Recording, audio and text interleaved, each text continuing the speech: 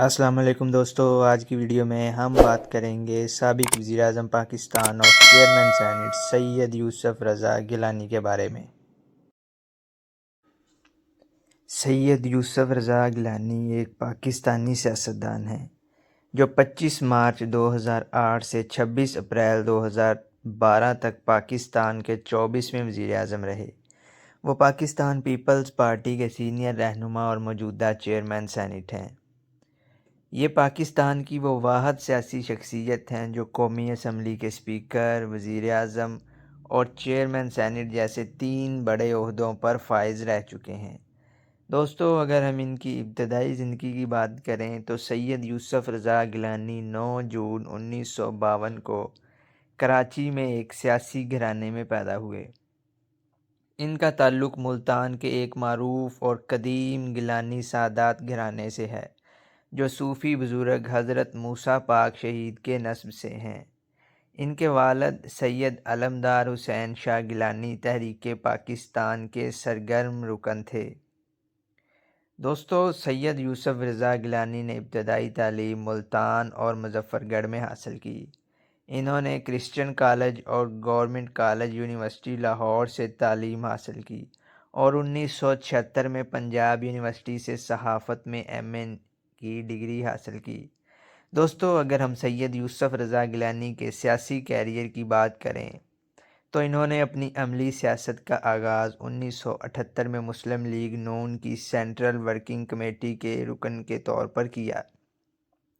دوستو، 1982 میں وہ وفاقی کونسل کے رکن بنے اور 1983 کے بلدیاتی انتخابات میں سید فخر امام کو شکست دے کر چیئرمین ضلع کونسل ملتان منتخب ہوئے۔ 1985 کے غیر جماعتی انتخابات میں کامیابی حاصل کرنے کے بعد وہ وزیر اعظم محمد خان جنیجو کی کابینہ میں ہاؤسنگ و تعمیرات اور ریلوے کے وفاقی وزیر رہے۔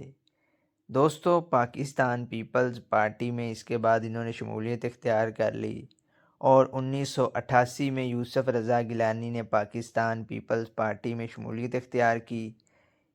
اسی سال عام انتخابات میں انہوں نے ملتان سے میاں نواز شریف کو شکست دی۔ دوستو، یوسف رضا گیلانی 1990 اور 1993 میں پاکستان پیپلز پارٹی کے ٹکٹ پر دوبارہ رکن قومی اسمبلی منتخب ہوئے۔ 1993 میں بے نظیر بھٹو کی حکومت میں انہیں قومی اسمبلی کا اسپیکر منتخب کیا گیا اور وہ 1997 تک اس عہدے پر فائز رہے۔ 2001 سے 2006 تک انہیں بدعنوانی کے الزامات پر اڈیالہ جیل راولپنڈی میں قید بھی کاٹنی پڑی۔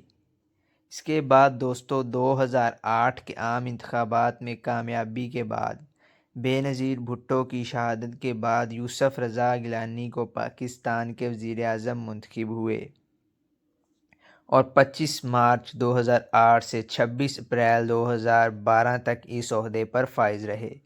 وہ پاکستان کے طویل ترین مدت تک وزیر اعظم رہنے والے افراد میں سے ہیں۔